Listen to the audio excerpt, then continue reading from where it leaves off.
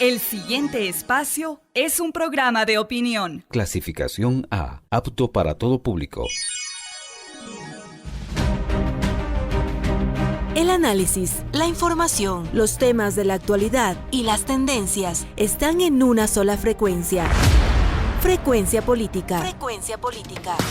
En tu radio, en tu compu, en tu celu, en tu tablet, aquí por la señal de Pichincha Universal.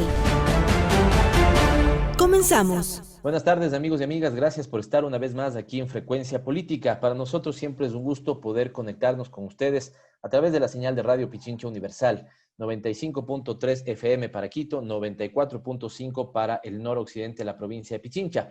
Nos puede seguir también a través de las redes, que cada vez son más crecientes nuestros seguidores. Estamos contentos por eso.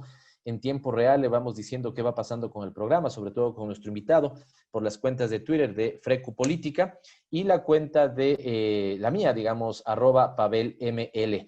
También es importante el seguimiento que usted hace de este programa en su reprise, los días domingos a las 9:30 de la noche por la cuenta de Facebook. Pavel Muñoz Asambleísta, y evidentemente nos puede seguir también por www.pichinchacomunicaciones.com.es. Radio Pichincha Universal, ya lo hemos dicho y no nos cansaremos de decirle, abriendo esta franja de 6 a 7 de la noche de todos los días para que distintos espacios ciudadanos, organizaciones, colectivos, grupos de la sociedad civil puedan plantear proyectos comunicacionales para hacer viva esta, que es una radio pública y por lo tanto propiedad, patrimonio de todos los pichinchanos y de todas las pichinchanas. Bienvenidos a Frecuencia Política.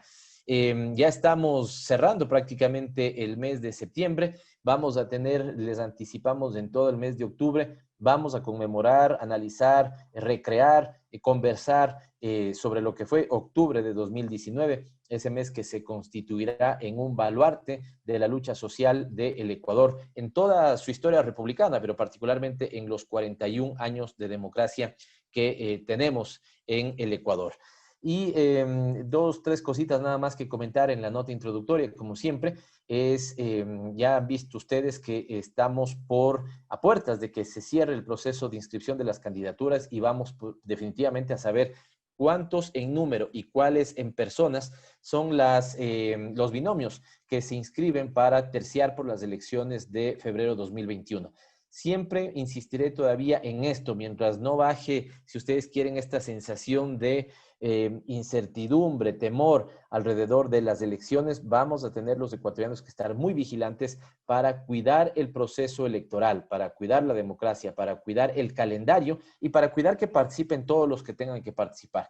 En la democracia, el pueblo soberano, que es el que tiene el poder, define quién quiere que guíe los destinos de este país por los próximos 4 años. No cabe, como hacen los malos equipos de fútbol, querer ganar en la mesa. Hay que ganar en la cancha, democráticamente, sobre todo debatiendo propuestas de cómo queremos rescatar el país y ponerlo nuevamente en marcha y en desarrollo.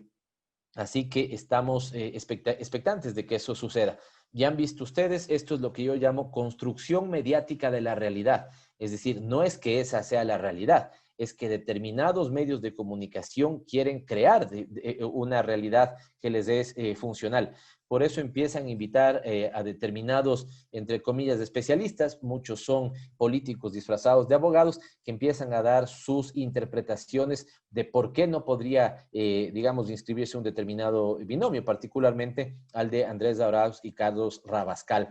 Debemos recordarle a la ciudadanía que el Estado es un Estado constitucional de derechos y justicia. Por lo tanto, el derecho de participación ciudadana, de participación política, prima sobre cualquier elemento que pueda estar en lo reglamentario y exige que cuando se deba cambiar un candidato de aquellos que pretendió estar, pero las circunstancias se lo impiden, hay esas 48 horas para que pueda ser cambiado ese nombre o el nombre de esa persona, y eso es lo que debería suceder. Así que ya vi que están hablando lo mismo sobre la candidatura de Yacu Pérez. No, señores, permitan que participen todos, que participe Yacu Pérez, que participe por tercera ocasión el señor Lazo, que participe el binomio llamado Binomio de la Esperanza de Andrés Arauz, Carlos Rabascal y todos aquellos que evidentemente crean que pueden terciar en el próximo periodo. Mi opinión personal es evidente que la fragmentación de algunos candidatos que no tienen la más mínima expectativa para, digamos, escalar posiciones, eso es una cosa. Que yo crea que no tienen ninguna posibilidad de un buen desempeño electoral es una cosa, pero eso no quita que se les niegue el principio y el legítimo y legal derecho de participación política. Así que esto es lo uno a comentar. Y lo segundo, que es muy importante porque va a ser materia de la conversación que tenemos con nuestro invitado. Ya les voy a presentar. Es un especialista y respetamos muchísimo su criterio de mirar el sistema financiero en su conjunto. Y en los últimos días, ciudadanos nos han empezado a acercar sus quejas, que en realidad describen una realidad, ¿sí? Y estas quejas van alrededor de comportamientos que no han podido ser corregidos de parte del sistema financiero, sino que en algunos casos incluso se han exacerbado. Recuerden lo que pasó en su momento, ¿no es cierto? El tema de GEA, ofreciendo servicios no financieros a través de los bancos, es decir, no es que los bancos estaban dando servicios no financieros, sino que en algunos casos ofrecían una entidad X, servicios no financieros a través de los bancos. No estaba claro si el ciudadano definitivamente aceptó o no aceptó el servicio. No había en algunos casos los respaldos para que el ciudadano pueda confirmar si efectivamente él dispuso y dio la autorización de que se le debite 70 centavos, $1, $1.20, $2.50. Y ahora siguen, por ejemplo, en los estados de determinadas tarjetas de crédito apareciendo algunos débitos que la gente se queda, digamos, ¿cuándo sucedió esto? A mí mismo me pasó en el de esta, si puedo, en el desarrollo de la entrevista, lo voy a ver si recupero ese, digamos, estado de cuenta, donde había un débito, no recuerdo cuánto, $2.70, alguna cuestión así, sobre una suerte de seguro, alguna cuestión así. En algunos casos puede ser que efectivamente esté bien el débito, pero no hay la nota aclaratoria que nos permita conocer esto. Otro elemento, se había planteado que por la época de pandemia, incluso donde se han aumentado, yo no sé si nuestro invitado va a tener esos datos, en cuánto se multiplicaron, por ejemplo, las transacciones que no son físicas, que son a través de los portales, ¿no es cierto?, a través del Internet y lo que fuera. Si queremos fomentar esto, lo lógico hubiera sido que disminuyan un poco más los servicios, el costo de servicios financieros. Hubo una disposición en su momento, cuando se mató el dinero electrónico, que tenían un borrador listo, debían haberlo implementado por vía de la Junta Monetaria de Regulación Financiera, no lo hicieron. Después, y esto de alguna otra manera significaba una disminución importante para el ciudadano, pero lo corrigieron al alza, es decir, no a favor del ciudadano, sino cuidando un poco los intereses de la banca. Y finalmente, tal vez lo más preocupante es por lo viva que está la herida, si ustedes quieren, la voy a llamar así, un poco del tema de la pandemia. El otro día un ciudadano me decía en la calle, mire, señor Muñoz, yo tenía una deuda de 6,000, reprogramé y se convirtió en una deuda de 10,000. Y no termina de entender el ciudadano efectivamente qué es lo que pasó. Nosotros partimos de una concepción en la que creímos debía ser una ley humanitaria, pero el gobierno decidió, ¿no es cierto?, llamar a una ley humanitaria cuando en lo absoluto era una ley humanitaria. ¿Qué planteábamos nosotros? Yo fui proponente incluso, en algún momento pudimos conversar con nuestro invitado para que nos dé algún criterio, consulté a algunos especialistas y planteábamos, por ejemplo, una cosa simple. Voy a poner el ejemplo más simple. En los 3 meses más complicados de la pandemia, nosotros decíamos, mantengamos la plata en el bolsillo de los ecuatorianos. Y por lo tanto, no les cobremos en estos 3 meses agua, luz, internet, ¿no es cierto?, mínimamente, porque eran servicios básicos y porque la gente estaba apremiada con deudas y un montón de cosas. Lo que hubiéramos adeudado, no le decíamos al prestador público-privado que le regalara al ciudadano, lo que le decíamos es que el que necesita ese apoyo lo tenga de manera inmediata, no que tenga que pedir autorización, más bien incluso la inversa, el que no necesita directamente pagaba, pero en cambio el que necesitaba no pagaba esos 3 meses y no se le generaba ninguna multa, ningún interés, ningún recargo por eso, sino que se le dividía, digamos que llegó a acumular $150 de deuda en esos 3 meses, se le dividía en cuotas iguales, ¿no es cierto?, por los próximos 12 meses, insisto, sin que haya ninguna penalidad de morosidad, ni tasa de refinanciamiento, ni nada de eso. No primó eso. El gobierno creyó que lo único que debía hacer es simplemente ofrecer que las tasas no iban a subir. Y en el caso del sistema financiero, esto es lo que también queremos conversar con nuestro invitado, evaluemos. Una cosa es lo que dispuso la ley. y veamos si lo que planteó el órgano de regulación se apega efectivamente a la ley o no, y qué es lo que está pasando ahora. ¿Qué es lo que nos interesa al final del día? Nos interesa dos cosas, las dos seguramente igual de importantes, pero en este orden jerárquico. Número uno, en primer orden jerarquía, defender los intereses de los ciudadanos en tanto usuarios y clientes del sistema financiero nacional. Y dos, una banca sólida, solvente, ¿no es cierto?, con mucha prestancia en el país, que sea un gran competidor nacional e internacional. Al país, en términos de desarrollo, no le interesa un sistema financiero débil. Para nada, le interesa un sistema financiero sólido, fortalecido, pero no a costa, ¿no es cierto?, de afectación a los derechos de como ciudadanos o como clientes del sistema financiero nacional. Se pueden compatibilizar las dos cosas, sistema financiero sólido con una ciudadanía a la que se le garanticen plenamente sus derechos en tanto cliente y usuario del sistema financiero. Esto nos han pedido comentar, esto lo vamos a comentar, así que doy paso ya y ya les presentaré a nuestro invitado Álvaro Troya en el segmento Dialogando con.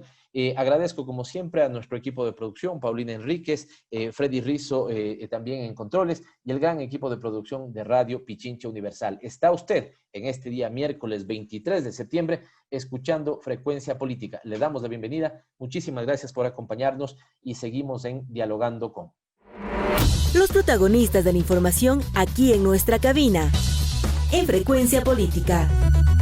Dialogando con. Muchísimas gracias por seguir aquí en Frecuencia Política y estamos, les decía ya, dialogando con Álvaro Troya. Actualmente Álvaro es presidente de JOPE, administradora de fondos y fideicomisos, sobre todo es consultor en finanzas corporativas y en su gran experiencia profesional ha sido viceministro del Ministerio Coordinador de la Política Económica, fue director ejecutivo de ASOVAL, la Asociación de Casas de Valores, estuvo también en la Bolsa de Valores de Quito como su director de Banca Pública, tanto en CFN, Banco Nacional de Fomento, gerente general de la Casa de Valores Produbanco y también en Produfondos, es decir, conoce el sistema financiero y seguramente Álvaro comparte con nosotros, entiendo que así es, Álvaro, la posibilidad, y te digo, empiezo por ahí, Álvaro, muchísimas gracias, agradeciéndote por estar en este espacio, pero es posible, es compatible, se puede y se está generando, también te pregunto las dos cosas, en concepto se puede, y segundo, se está generando esta suerte como de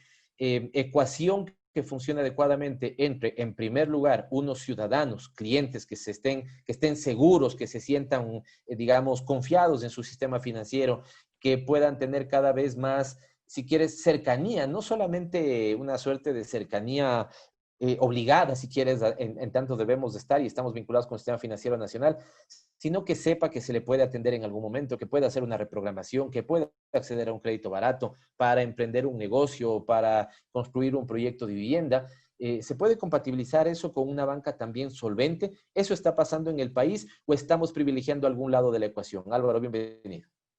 Buenos días, Pavel. Muchas gracias por la invitación. El sistema financiero juega un rol muy importante en cualquier economía. Es el canalizador de los recursos excedentarios hacia quienes requieren de ese financiamiento para fundamentalmente iniciar actividades productivas, actividades de consumo, actividades de comercio en general. La regulación, la supervisión que se ejerce sobre el sistema financiero busca preponderantemente proteger a los depositantes. Es decir, el objetivo fundamental de cualquier normativa, cualquier regulación bancaria, de las prácticas recomendadas por Basilea, que es el ente, digamos que el ente que dispone la mayor parte de buenas políticas para todo el sistema financiero a nivel mundial, lo que buscan siempre es precautelar los recursos de los depositantes. Para ello es indispensable dos cosas: que los accionistas, que los propietarios del sistema financiero aporten con un patrimonio significativo, de tal forma que cualquier pérdida afecte fundamentalmente el patrimonio de los accionistas y no a los depositantes. Y en segundo lugar, precautelar que los activos del sistema financiero sean sanos, sean adecuados, se puedan cobrar en condiciones adecuadas a la realidad de cada economía. Eso es lo fundamental actualmente en el caso ecuatoriano. La pandemia ha producido recesión económica, la pandemia ha producido una baja de actividad que afecta a todos los sectores de la economía, o prácticamente todos los sectores, y que modifica significativamente la capacidad de recuperación de los activos que tenía colocado el sistema financiero. No es lo mismo intentar cobrarle a una persona o una empresa por un crédito otorgado en el año pasado, en enero, en febrero de este año, en unas condiciones económicas específicas, que buscar seguir cobrando las mismas condiciones a partir de la pandemia. En personas que han perdido su empleo, más del 80% de los ecuatorianos no tienen un empleo formal. En empresas que han bajado su actividad económica o que están al borde de la liquidación o que su actividad económica es mínima. En situaciones de comercio que han bajado significativamente su actividad por toda la situación, no solo en Ecuador, sino en todo el mundo. Empresas exportadoras, empresas importadoras. En general, el aparato productivo, el aparato económico no puede responder a sus obligaciones como lo hacía en el pasado. Como la prioridad siempre será proteger a los depositantes, lo indispensable es llegar a acuerdos, a plantear acuerdos con los acreedores del sistema financiero para lograr recuperar las obligaciones, pero en términos recuperables, en términos exigibles, en términos saludables que apoyen tanto a la persona o a la empresa que debe los recursos como a la entidad financiera que los prestó. Recordemos que el sistema financiero está constituido por bancos y cooperativas, por empresas del sistema financiero privado y de la economía popular y solidaria. Ambos buscan reactivar o generar recursos para que sus clientes puedan iniciar esas actividades económicas o solventar temas de consumo particulares, y por ende es importantísimo que cualquier solución tome en cuenta los dos lados de la ecuación, al cliente y a la entidad prestamista. Álvaro, vamos un poquito más atrás, bien partir con estos elementos de concepto. Además, este es un sistema de intermediación financiera, ¿no? Es decir, Álvaro Troya tiene 100, me deposita a mí que soy el banco, yo le pago una tasa de interés y viene otra persona X, la que nos está escuchando, y me pide $100. Yo no le estoy prestando en realidad mis $100 como dueño de banco, le estoy prestando los de Álvaro. A la persona, en cambio, que le presto, le cobro una tasa de interés un poco más alta. Si a Álvaro le pagué 2% por los 100 que me depositó, y a la persona a la que yo le presté le cobré 4%, esta diferencia de 2 puntos es lo que se debería entender entonces como el margen de intermediación y la razón de ganancia de la banca. Pero como estamos operando con los $100 de Álvaro, no con los míos, por eso Álvaro señala la importancia de la regulación y el control del Estado para cuidar esa plata que es de él, ¿no es cierto? Pero que esa plata también genere dinamismo de desarrollo cuando yo le presto a una persona. Sobre ese concepto, Álvaro, y sobre esta necesidad que tú dices de también esta ecuación, teniendo en primer lugar el interés de los depositantes y cuidando a ellos su patrimonio, déjame ir un poquito hacia atrás en el tiempo en estos 3 años de gobierno, 3 años y más de gobierno. ¿Es cierto o no es cierto? ¿Cuál es tu apreciación, Álvaro? Hemos tenido unas decisiones de política pública muy favorables hacia la banca. Hay un nivel de corresponsabilidad de ellos. Te pongo 2 o 3 ejemplos. Se eliminó de manera absolutamente inconsistente, desde mi punto de vista, el dinero electrónico, que era una posibilidad ya instalada en la sociedad ecuatoriana, administrada por el Banco Central, que permitía transacciones, ¿no es cierto?, que hoy en pandemia serían envidiables. No estabas en contacto con el dinero, no tenías que estar junto con la persona, le mandabas un mensaje de texto y le estabas transfiriendo la plata. Hoy hay países que están implementando eso. Aquí se eliminó sobre pretexto de que la banca nos iba a ofrecer un sustituto. No ha llegado ese sustituto y no ha llegado ese sustituto a los precios que lo ponía el Estado. Porque alguien podría decir, Álvaro, pero yo sí puedo hacer una transferencia bancaria de mi cuenta a tu cuenta, Álvaro. Pero evidentemente lo que te cobraba el Estado era mucho menor a lo que te cobra hoy el sistema financiero por esos costos. Y ahí está otro elemento, ¿no es cierto? Se pidió una disminución de costos. Creo que pudo haber sido un poquito más beneficiosa hacia el ciudadano, no lo fue tanto. Y tal vez el tema de las contribuciones. No se les pidió una contribución en época de pandemia al sistema financiero. Efectivamente, hemos tenido un gobierno tomando decisiones muy favorables a la banca. ¿Ha habido corresponsabilidad del sistema financiero con esa, entre comillas, generosidad de las decisiones de política pública? Me ceñiría a los datos para responder tu inquietud. Entre diciembre del 2016 y diciembre del 2019, la economía ecuatoriana creció muy poquito. Creció a niveles cercanos al 0% cada uno de los últimos 3 años. Las utilidades del sistema financiero privado, de la banca privada ecuatoriana, en el mismo periodo, pasaron de algo más de 200 millones a algo más de 600 millones. Es decir, se triplicaron. Es una tasa de crecimiento anualizada superior al 45% por año. En una economía, insisto, en que la tasa de crecimiento de la economía era cercana al 0%. Eso implica que no hubo un adecuado balance entre la rentabilidad o la recuperación de la inversión que tenían los accionistas de las entidades financieras privadas frente al resto de actividades de la economía ecuatoriana. Era excesivo, no era coherente, no podía ser compatible que un sector específico de la economía esté creciendo a niveles tan dispares respecto al resto de sectores de la economía. Eso sí se logró por normativa favorable, así es, no hubo una normativa los últimos 3 años por parte de la Junta de Política y Regulación Monetaria y Financiera que equilibre un poco la balanza en favor de los usuarios de sistemas financieros. Tú señalas el ejemplo del dinero electrónico. Es una alternativa que debía haberse utilizada y que sería muy útil en la actualidad, como mencionaste. El uso de las tarjetas de crédito genera ingresos muy importantes para el sistema financiero, para los bancos que tienen tanto emisores como adquirientes de las tarjetas de crédito, porque la comisión en Ecuador por el uso de ese servicio es extremadamente alta. Es mucho más alta que el promedio latinoamericano y que el promedio mundial.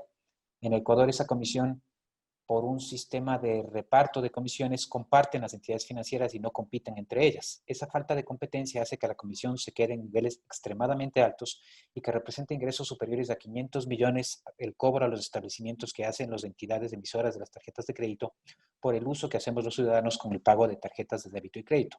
Pero permíteme hacerte ahí una pequeña pausita, porque esto es importante, porque yo me voy a meter en un terreno que no es del tuyo y que tú seguramente no te vas a meter, que es el terreno político, y aquí solamente te hago un espacio. Pero explícanos un poquito más en este sentido de que al final comparten esa tasa, no compiten. Porque en cambio, cuando tú te das cuenta, su discurso oficial, más bien son amigos de la competencia, de que sea la libre oferta y la libre demanda de servicios las que prime y por lo tanto el más competitivo, digamos, impone sus condiciones. Pero aquí entonces más bien dices, no tienen una competencia, sino que llegan casi digamos, estar de acuerdo en una tasa de reparto, en una tasa de ganancia. Explícanos un poquito más de esto, Álvaro, por favor. Cada vez que tú utilizas una tarjeta de débito o de crédito en un establecimiento, el establecimiento debe pagar comisiones por la posibilidad de aceptar pagos con esa tarjeta a una red encabezada por el banco que se llama banco adquiriente de local, el banco que le afilió a la red y que permite que ese establecimiento acepte pagos con esa tarjeta. Esa comisión que le pagan al banco local internacionalmente es objeto de competencia. El banco A y el banco B van a pelearse porque el establecimiento use a esa entidad financiera para el cobro con sus tarjetas, para que mantenga la cuenta con la entidad financiera, para que le reporte un flujo de recursos permanente a la entidad financiera. En el Ecuador, desde la década de los 90, cuando llegaron las primeras tarjetas, las dos entidades emisoras que en ese momento manejaban tarjetas llegaban a un acuerdo. El banco adquiriente va a quedarse con el 80% de la comisión que se le cobra al establecimiento y el banco emisor de la tarjeta nacional, si es que fuera el caso, se quedaría con el 20% restante. Esa política se ha mantenido a lo largo del tiempo en todo el sistema financiero, por lo cual en la actualidad cualquier pago que usas, que haces con tus tarjetas, de la comisión que se le cobra al establecimiento, el banco que le tiene afiliado a la red cobra el 80% y el banco emisor de la tarjeta cobra el 20%. Esto, perdóname un segundito, Álvaro. Esto traducido, digamos, a la cotidianidad del usuario implicaría dos cosas, tal vez, ¿no? Una es que tenemos una especie de comportamiento monopólico digamos, en quienes manejan el sistema de pagos, por ejemplo, con tarjetas de crédito. Y la otra que te decía, ya más directamente vinculado al ciudadano, es por esto, tal vez, Álvaro, que cuando uno va a un establecimiento, y termina diciendo, me gusta este portarretratos, ¿no es cierto? Y vas a pagar y das tu tarjeta de crédito. Hay establecimientos que, sabiendo la comisión que le cobra, le dice, si me va a pagar usted con tarjeta de crédito, yo le tengo que subir, qué sé yo, 3%, 5%, 8%, lo que fuera. Detrás de esto está también esto. Es por eso que el ciudadano, en la explicación técnica que tú das, es por eso que a veces el ciudadano se topa con un establecimiento donde, cuando va a pagar con tarjeta de crédito, le suben un porcentaje al precio. Efectivamente, es parcialmente así. Este comportamiento oligopólico, porque son todas las entidades emisoras de tarjetas las que participan, representa para el establecimiento un costo importante. Actualmente la comisión tope para operaciones corrientes es del 4% y queda abierto en créditos diferidos, en el cual la comisión que le cobran al establecimiento es incluso más alta. Hay dos costos que sufre el establecimiento o dos mermas en su liquidez. Uno es la comisión que le cobra el banco por la posibilidad de pagar con tarjetas de crédito, más otros costos asociados al proceso, como la venta del POS, del aparato por el cual puede receptar las tarjetas de crédito, o cargos mínimos si no hace suficientes operaciones al mes, o el alquiler de la red si es que está operando bajo esa modalidad. Y segundo es retención tributaria, que también tiene su impacto. Hay que hacer en los pagos con tarjetas, se le retiene el anticipo de impuesto a la renta y del porcentaje respectivo del IVA. El establecimiento sufre tanto esta merma de liquidez como estos costos importantes en sus ventas, por tanto el establecimiento desearía incrementar el costo. Sin embargo, por regulación de la ley de poder de mercado, no se puede aumentar el costo cuando se usan medios de pago distintos al efectivo. Por lo cual los establecimientos lo que hacen es lo contrario, te ofrecen descuentos. Si usted paga en efectivo, le bajo el 10%. Si usted paga en efectivo, le bajo el 5%, le bajo el 15%, le bajo lo que fuere. Pero efectivamente para el establecimiento es ventajoso en las actuales condiciones recibir pagos en efectivo y no en medios electrónicos. El dinero electrónico administrado por la banca o por el Banco Central, por cualquiera que fuere, abarataría muchísimo los costos, pero afectaría directamente los intereses de estos medios de pago digitales representados en tarjeta para el sistema financiero, por lo cual sería una competencia a su propio producto que fundamentalmente no les interesa.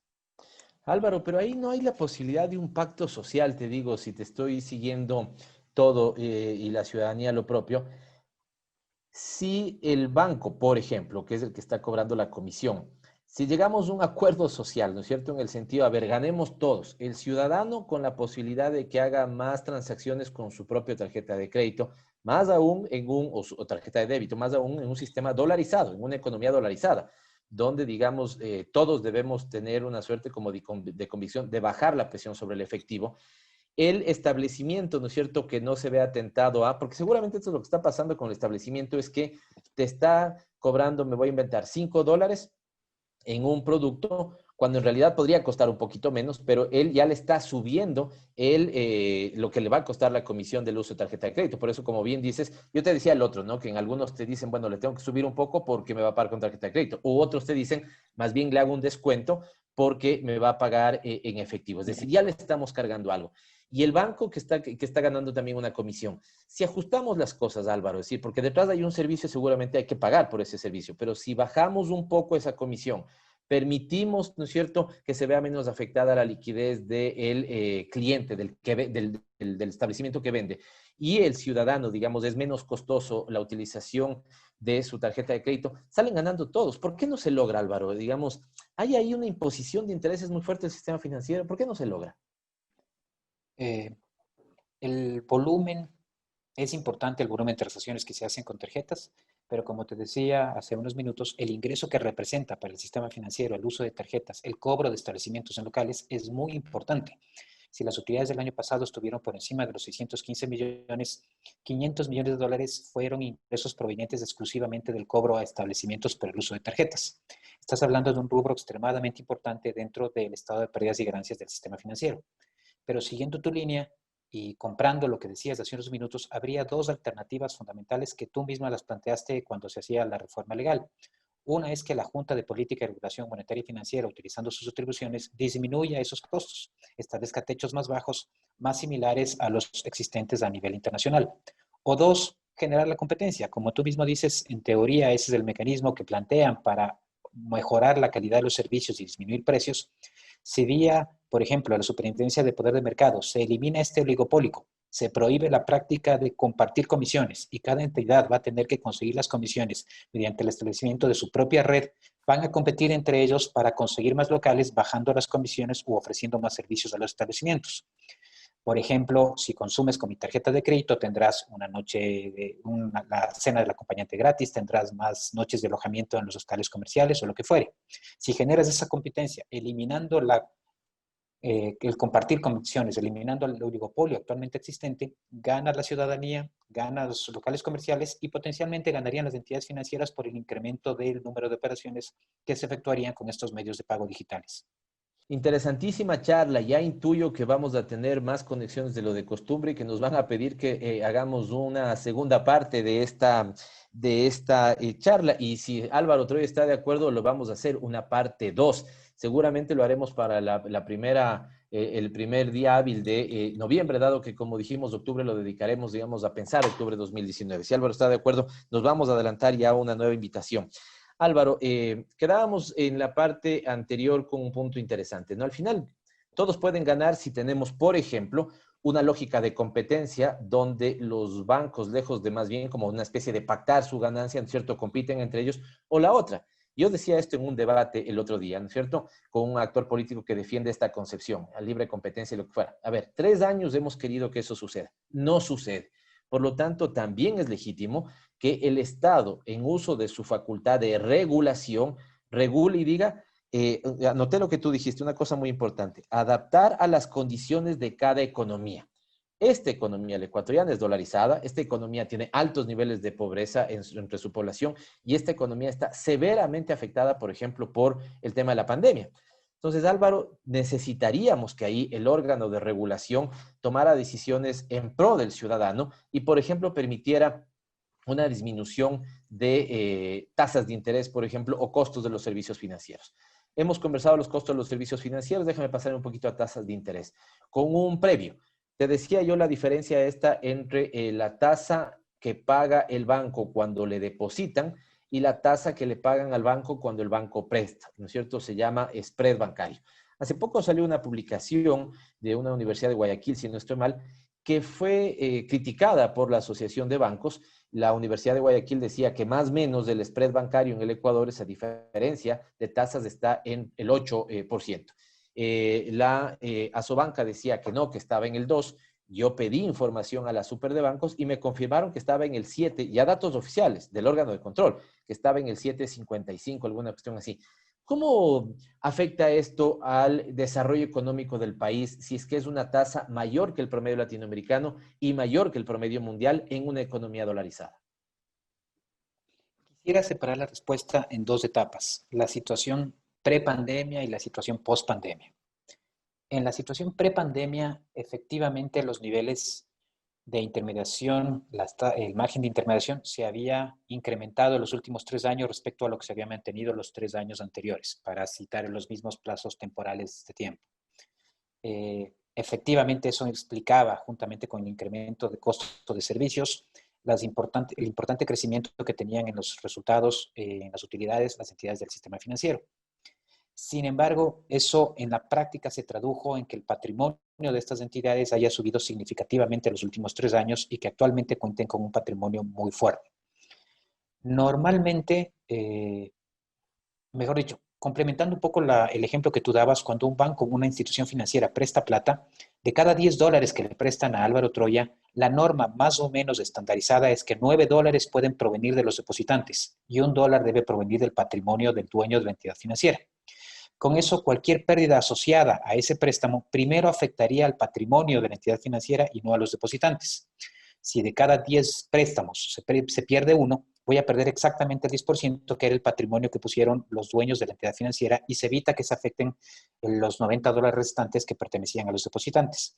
La Esto norma también para mantener un criterio de prudencia, si quieres, y que de alguna otra manera los bancos no se vuelvan locos prestando, sino que también saben que si no hay un adecuado análisis, está en riesgo también parte de su patrimonio.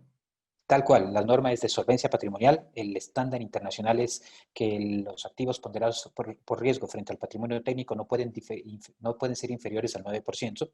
Se aplica distintos criterios para el cálculo de los riesgos asociados a los activos y para el cálculo del patrimonio en función de las mismas recomendaciones de Basilea 1, 2, 3, que ha ido evolucionando en las prácticas. En el Ecuador se aplica esa normativa del 9% y eso garantiza de alguna forma lo que tú mencionas, que no se vayan a arriesgar los recursos de los depositantes por alguna operación excesivamente riesgosa.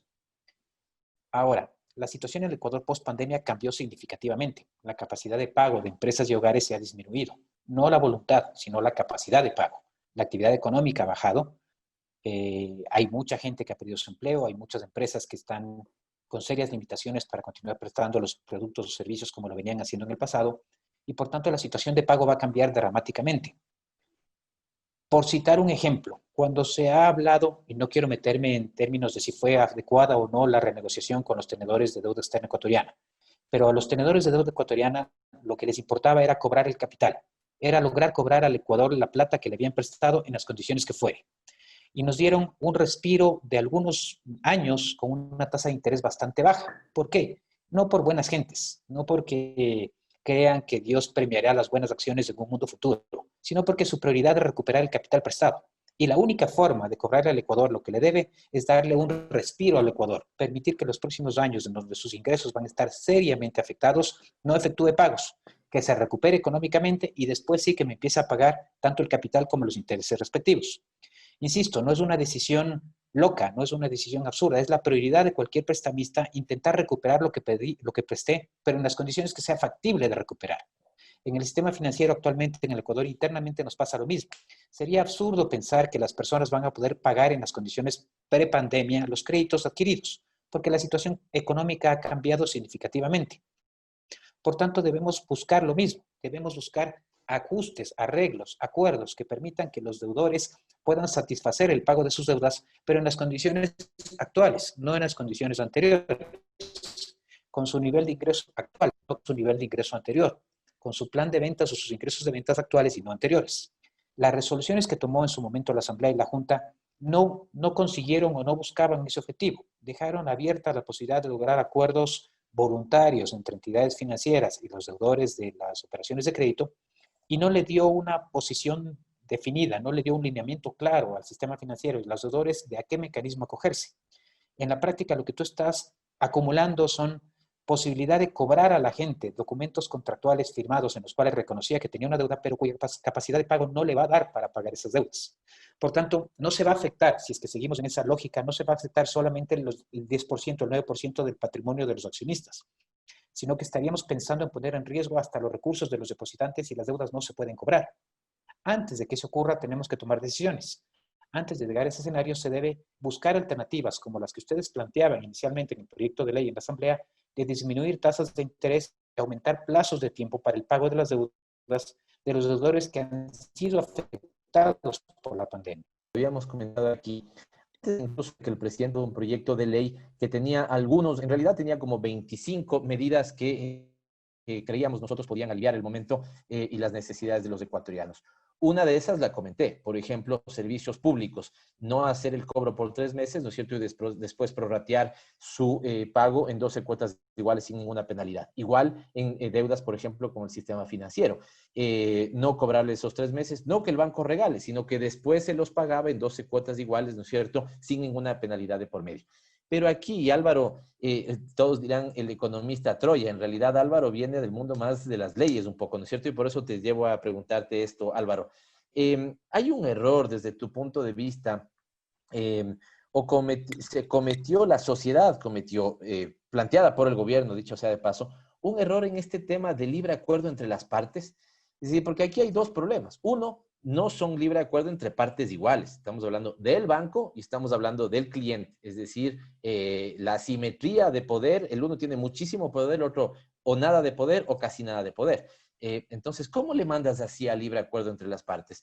No era, y la otra, digamos, esto que te queda tal vez medio a libre albedrío de la interpretación de la norma. Entonces, si la norma ya tuvo ese problema, libre acuerdo entre las partes, le correspondía al órgano de regulación, porque también esto para conocimiento de toda la ciudadanía. Digamos que la ley dice, necesitamos prestar más barato para fomentar el agro, ¿sí? Esta es la disposición de la ley, no reglamenta la ley. Le está pidiendo al órgano, un segundo órgano, que es el órgano de regulación, hacer la regulación y este órgano que es técnico, que conoce, que no se va a inventar, digamos, una tasa que le salga de cualquier lado, ¿no es cierto? Pone la tasa adecuada. Debió entonces, ante este problema, Álvaro, de concepción de la ley, desde mi punto de vista, allá, al libre acuerdo entre las partes, debió el órgano de regulación normar mejor, regular mejor cómo se iba a dar eso, porque entonces, si no, Álvaro, trata de darnos una explicación para este ciudadano que me paraba en la calle y me decía, yo tenía una deuda de 6,000, ahora tengo una deuda de $10,000. ¿Compré algo más? No, no compré nada más. Simplemente hice la reprogramación, me puse de acuerdo con el banco en la reprogramación. E incluso en estos días, cosa que me sorprendió, el propio diario El Universo reseñaba que se estaba llegando a tasas del 16% en reprogramación de los créditos. ¿Qué está pasando detrás? ¿Dónde está el problema? ¿Cómo solucionarlo, Álvaro? Te respondo en dos partes la pregunta. Primero, si la autoridad de control, la autoridad regulatoria, propuso que se logren arreglos, como tú dices, entre dos partes, entre el prestamista y el prestatario. Y en el caso concreto de la Superintendencia de Bancos, autorizó la creación de unas cuentas específicas en donde se puedan registrar las operaciones que hubieran sido objeto de reestructura o de refinanciamiento bajo el impacto de la pandemia, que de hecho las llamó cuentas COVID. Estas cuentas se crearon justamente para dar la facilidad a las entidades financieras de que las operaciones en las cuales llegue a este arreglo con el ciudadano y se acoja a la normativa específica de 3 meses de no cobro y a un refinanciamiento futuro de la operación, se puedan contabilizar en esas cuentas. Pero él puso unas condiciones tan específicas y dejó abierta a la voluntariedad de las partes que de todo el sistema financiero privado, un banco ha usado activamente esas cuentas. 2 bancos lo han usado parcialmente y el resto prácticamente no tienen nada registrado en esas cuentas. ¿Por qué? Porque se dificultaba el llegar a acuerdos entre el prestamista y el prestatario bajo la normativa o la regulación que se expidió para el efecto. Ha sido absolutamente ineficaz porque no estableció reglas de juego definidas para todas las partes, sino que dejó abierta la posibilidad de que cada uno juegue en la cancha como le tocaba jugar en la cancha, adelante, atrás, de portero, con la cancha inclinada o lo que fuere. No tuvo el resultado esperado, no ha generado soluciones reales para prestamistas y para prestatarios para atender esta crisis. En segundo lugar, lo que tú preguntabas, como no llegué a acuerdos, los intereses se siguen acumulando. Pero voy a tener un problema. Si Pavel le prestó a Álvaro Troya $10 y Álvaro Troya perdió su trabajo, no le voy a poder pagar los $10. Si todos los meses me sigues cobrando $1 adicional de interés, $1 adicional de interés, $1 adicional de interés, al final del año te venderé $20 y sigo sin trabajo. No te puedo pagar los $20 porque no te podía pagar los $10 y no te voy a poder pagar y sin mis deudas va a seguir incrementándose contigo. Si tú me dabas la opción de que los $10 te pueda pagar 50 centavos cada uno de los próximos 20 meses para terminar de cancelar la obligación, a lo mejor tú no recuperabas los intereses, pero no ibas a perder los $10 que me prestaste. Cuando tú te emperras en cobrarme los $10 más los intereses, puede pasar que no cobres absolutamente nada y que finalmente me digas, vamos a juicio. Bueno, los costos del proceso judicial son largos y finalmente al final del proceso, tal vez descubras que no tengo activos suficientes para pagarte la deuda y no ganaste nada. Seguimos el juicio y eso sería complicado, Álvaro, porque esto pasaría, digamos, en un sistema financiero, que esperemos que esto no suceda y que tengamos los correctivos del caso, pero pasaría, me corrige si me equivoco, de un primer problema de liquidez a después, ojalá no, convertirse en un problema de solvencia. Por eso lo indispensable es encontrar soluciones técnicas razonables que no pongan en riesgo la salud del sistema financiero, sino que al revés lo defiendan. La prioridad es cobrar lo prestado. Los intereses adicionales es parte de la utilidad, me permite seguir funcionando como entidad financiera, es importante cobrar intereses, pero la prioridad siempre será cobrar el capital, que es lo que les corresponde a los depositantes. El 90% de esa plata les corresponde a los depositantes y esa debe ser mi prioridad. Por tanto, la normativa que se debía impulsar era precautelar el cobro de esos recursos en las condiciones en las cuales los clientes los puedan pagar. No gano nada intentando atarme a las condiciones contractuales prepandemia porque simplemente son inejecutables. Y puedo terminar con un montón de cartera inejecutable que va en contra de la misma entidad financiera y de los depositantes de la misma entidad financiera. Lo lógico es establecer esquemas en los cuales la gente me pueda pagar, como tú planteabas, en el servicio público. No le quiero regalar el servicio público, pero le quiero cobrar en las condiciones en que pueda pagar, sin afectar su economía, sin afectar sus prioridades, sin afectar su salud, sin afectar su educación y todo el resto de gastos que tiene una familia promedio. Exactamente lo mismo ocurriría en las cuotas del sistema financiero, precautelando al mismo sistema financiero. Lo que se debía hacer, lo que tenemos que hacer y lo que se debe analizar de aquí en el futuro es la forma de lograr cobrar esas obligaciones en las condiciones en que los prestatarios me puedan pagar, difiriendo plazos, disminuyendo tasas de interés, ofreciendo alternativas para que puedan acogerse a alternativas de pago que sean accesibles, que sean adecuadas, que sean realistas. No me sirve de nada seguir contabilizando intereses por cobrar a personas que nunca me los van a pagar, porque esa realidad lo que va a devengar, en el peor de los escenarios, como tú mencionabas, es a poner en riesgo al mismo sistema financiero y a los depositantes. Tiene que haber un equilibrio. Por más que la plata haya sido tuya cuando me la prestaste y por más que las condiciones establecían que los dos queríamos hacer el negocio y que yo quería pagarte, han cambiado mis condiciones. Por tanto, tenemos que adecuarnos a las condiciones en que te puedo pagar. No te quiero perjudicar. No estoy pidiendo que se condonen las deudas. No estoy pidiendo que no me cobren. Estoy pidiendo que se me cobren en condiciones en que pueda pagar. Álvaro, eso por el lado del que ya tenía generado una deuda, digamos, por su utilización de tarjeta de crédito, porque hizo algún crédito con el banco y lo estaba pagando. Y tú lo has dicho claramente, ¿no es cierto? Ahí a ratos por emperrarse, por empecinarse en cobrarle cosas que ya no responden a la situación económica del que adquirió ese crédito, estás poniendo en riesgo incluso que pierdas al final del día lo que tú mismo prestaste. Ahora pongámonos el otro lado, que también, y el tiempo ha volado, me quedan ya 5 minutos, pero va a estar en cambio, lo conversaba con algún amigo mío, que trabaja en el sistema financiero, y no me convencía su respuesta, porque te digo, en el otro lado, Álvaro, que también incluía mi iniciativa legal, es que por los próximos 4 meses, yo te plantearía más, después incluso planteé aumentarlo hasta fin de año, ¿no es cierto? Te bajen a la mitad las tasas de interés, es decir, te van a prestar, van a cobrarte, ¿no es cierto?, una tasa de interés, pero no va a ser la que te estaban cobrando, me invento, al 9%, al 10% en un hipotecario, sino al 5%. Pero esta lógica de no, es imposible, no se puede, los altos costos, digamos, transaccionales del sistema financiero hacen inviable. ¿Efectivamente es inviable? ¿O es que, no, es que también se empecinan, se obsesionan en una determinada tasa de rentabilidad y de esa no quieren bajar? Me iría por el escenario que conversábamos antes. Las entidades del sistema financiero han tenido muy buenos resultados los 3 años del gobierno de Moreno antes de la pandemia. Sus resultados fueron muy buenos y se capitalizaron, tienen un nivel de patrimonio bastante elevado. Según las normas internacionales de Basilea, las pérdidas normales, las pérdidas esperadas de la actividad económica se cubren con provisiones, es decir, cada vez de cada préstamo el banco separa una porción por la posibilidad de que ese préstamo quede incobrable. Eso se hace habitualmente, se ha hecho todo el tiempo y se seguirá haciendo. Las pérdidas inesperadas, aquellas que son por causas absolutamente no cuantificables, se cubren con el patrimonio. Está el patrimonio de la banca justamente para absorber esa potencial pérdida que se dé de condiciones no previstas en la economía como la que estamos viviendo. El problema es cómo ajustar técnicamente para que eso ni asuste a los depositantes ni ponga en riesgo sus recursos, pero que a la vez cumpla el objetivo que tiene que cumplir, que cubra esas pérdidas. No, una empresa que vendía un restaurante en la actual pandemia ha tenido que ajustar sus ventas y ha tenido que ajustar su personal y ha tenido que ajustar su actividad para la nueva realidad. A lo mejor vende menos, a lo mejor durante un periodo de tiempo solamente está subsistiendo, no espera obtener grandes utilidades, tal vez ni siquiera utilidades, pero espera preservar en el tiempo para después de un tiempo volver a generar ingresos, volver a generar utilidades. Esa es la realidad de todos, personas y empresas. No tiene por qué ser ajeno el sistema financiero a esa misma realidad.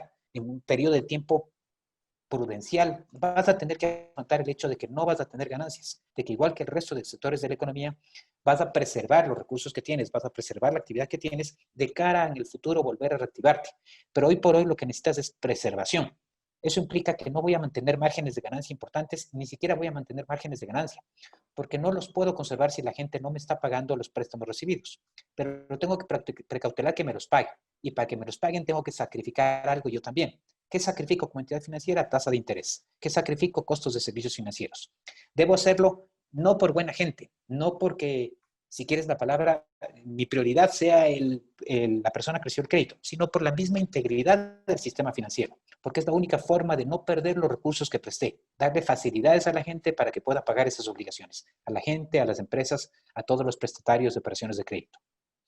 Él ha sido Álvaro Troya. Este es un tema árido, pero no por ser árido y técnico debe ser, no le debemos prestar la atención debida en términos políticos y ciudadanos.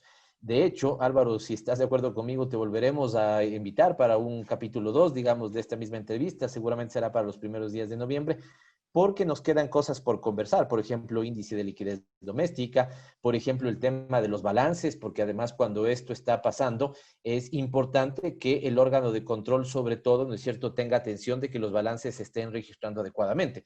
No vaya a ser que algunas cuentas que están afectadas por tema de la pandemia, el banco no esté registrando esa afectación en esas cuentas y por lo tanto habrá que tener, digamos, previsión de eso y veamos qué es lo que está sucediendo.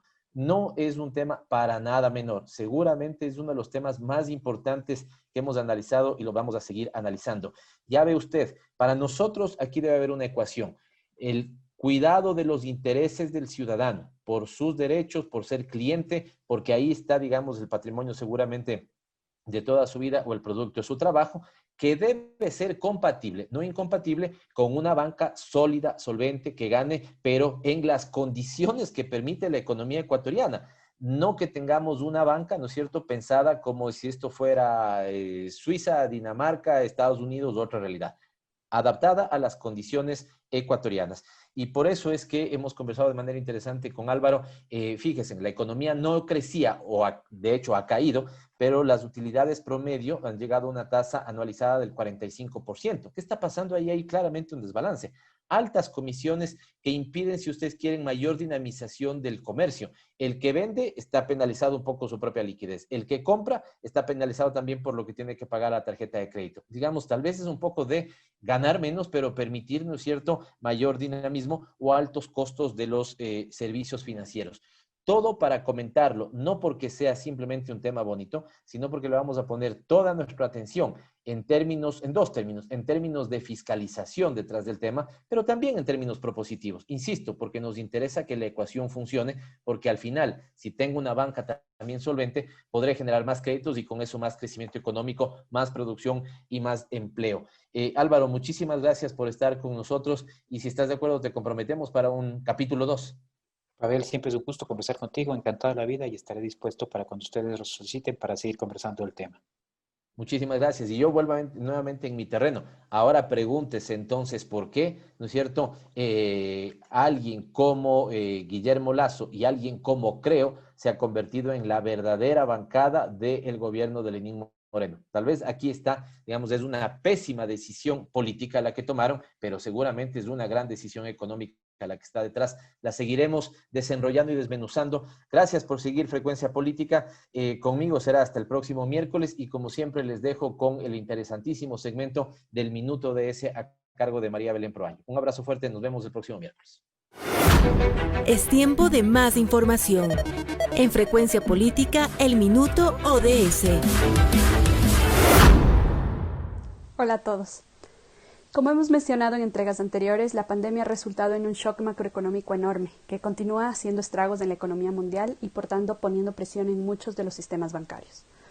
Estos sistemas hoy son mucho más sólidos que durante la crisis financiera de 2008. Aún así, a medida que los problemas de liquidez se profundicen y puedan derivar en problemas estructurales de solvencia, aumentarán los incumplimientos de las deudas. En el caso de Ecuador, los bancos y tarjetas de crédito anunciaron 2 meses de gracia para el pago de cuotas, mientras duraba el confinamiento. Se estima que al menos 1.8 millones de clientes optaron por diferir el pago de sus deudas desde abril hasta terminar el confinamiento. Alrededor de 3.500 millones quedaron pendientes de pago. La Junta de Política y Regulación Monetaria permitió que los estados financieros puedan transferir los créditos no pagados a cartera vencida a los 60 días de que ésta venciera y que no se reporten como vencidas en el registro de datos crediticios por parte de las entidades. Sin embargo, según recomendaciones del Banco Mundial, modificar la forma en la que se definen y miden los indicadores del sector bancario, capital, liquidez, calidad de los activos, no ayudará a que el sistema bancario se mantenga sano. Como ejemplo, se menciona que algunas instituciones de supervisión han modificado la definición de préstamos dudosos, extendiendo la cantidad de días de morosidad, lo que pone en riesgo los indicadores de alerta de la cartera de préstamos y debilita su desempeño. Se requieren medidas decisivas para garantizar que los sistemas bancarios apoyen la economía real, preservando al mismo tiempo la estabilidad financiera. La recomendación es utilizar la flexibilidad del marco normativo, pero siempre respetando las normas mínimas que aseguren que los indicadores del sistema bancario se mantengan saludables y se supervisen de manera transparente. Esto ayudará a reducir al mínimo los riesgos de una crisis financiera que únicamente aumentaría los grandes costos que nos ha dejado esta pandemia. Soy María Belén Proaño y este fue el Minuto ODS. Gracias por permitirnos llegar una vez más a sus hogares por la señal de Pichincha Universal en la 95.3 en Quito y en la 94.5 en el noroccidente de Pichincha. Recuerden nuestro reprise en Facebook el domingo a las 21:30 en la cuenta de Pavel Muñoz Asambleísta. Los esperamos. Gracias por acompañarnos. Aquí termina Frecuencia Política. Hasta la próxima semana. Este fue un programa de opinión. Clasificación A, apto para todo público.